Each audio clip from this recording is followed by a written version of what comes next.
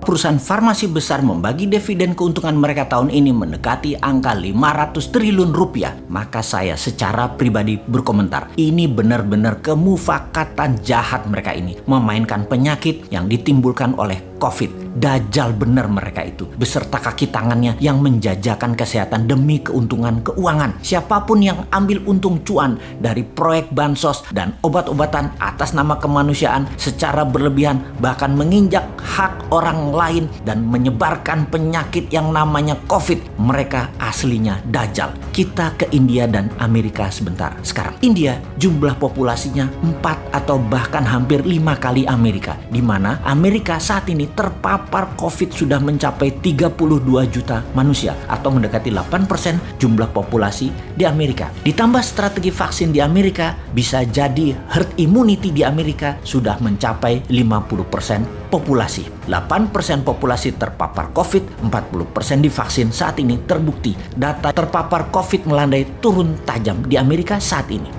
Di India, kalau 8% populasinya adalah 100 juta manusia, akankah terpapar sampai 100 juta manusia di India? Akankah hal ini akan terjadi di India? Hingga hari ini yang terpapar sudah mendekati angka 30 juta. India darurat dan dunia tegang. Berita tentang India terus diputar di mana-mana. Kemudian Turki mulai diberitakan hal yang buruk. Jepang serta Malaysia mulai disebar berita negatif. Second wave COVID memapar dengan cepat. Indonesia jangan sampai diberitakan negatif oleh globalis. Kita harus menjalankan strategi yang efektif. Berkali-kali kaum Newman ingatkan, tidak cukup vaksin, vitamin, dan larangan mudik saja yang dilakukan. Harus ada political strategi, politik luar negerinya. Apa itu political strategi internasionalnya? Kita pura-pura taat pada globalis, beli vaksin mereka, tapi kembangkan di dalam negeri vaksin lokalnya. Pakai 20% vaksin globalis, tapi yang 80% adalah vaksin lokal. Lakukan dalam waktu sesegera mungkin. Tahun ini harusnya memvaksin 100 juta penduduk dan tahun depan 2022 harus bisa 100% penduduk. Semua ini bisa dilakukan dengan strategi printing money berbasis alat kesehatan underlaynya. Mohon jangan hutang lagi. Kalau menterinya minta hutangan, tolong ganti aja tuh menterinya. Jangan sampai ada 10.000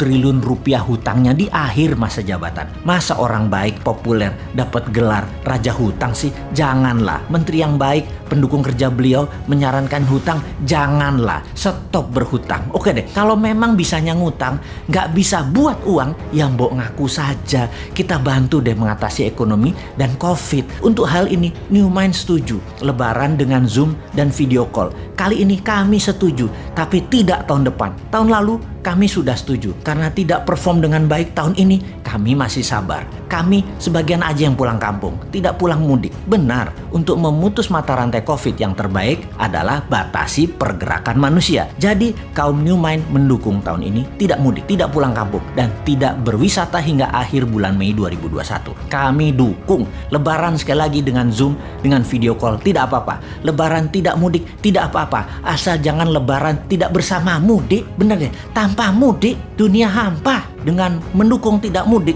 kami minta syarat tapi, yaitu untuk menggratiskan Genos tes COVID yang lokasinya ada di setiap publik area terdekat, dan Satgas COVID yang tegas yang selalu mencek gadget setiap orang di mana setiap hari. Yang belum tes Genos harus tes dan mendapatkan negatif, dan ini gratis. Lalu mendukung imunitas ditingkatkan dengan dendritic cell. Diisi vaksin imunitas Nusantara, dendritic cell imunitas gratis, ditambah vitamin gratis untuk 100 juta penduduk Indonesia hingga akhir tahun ini dan seluruh penduduk Indonesia hingga akhir tahun 2022. Hingga di tahun 2023 Indonesia bebas menang dari COVID duluan pertama di dunia. Kalau kami sudah mendukung dan mengkampanyekan tidak mudik tahun ini, Lebaran dengan Zoom dan video call saja. Namun kalau antigen, Genos, swab test masih berbayar, kalian keterlaluan wahai pejabat. Harus ada keseimbangan dong. Kami orang kampung, keluarga adalah aset terbesar kami. Jabatan kami nggak punya, kekuatan politik kami nggak punya, kemampuan mengubah aturan nggak punya juga, kemampuan mengatur untuk kepentingan kelompok kami juga nggak punya juga, kemampuan mengatur untuk kepentingan kelompok kami, golongan kami, dan bohir kami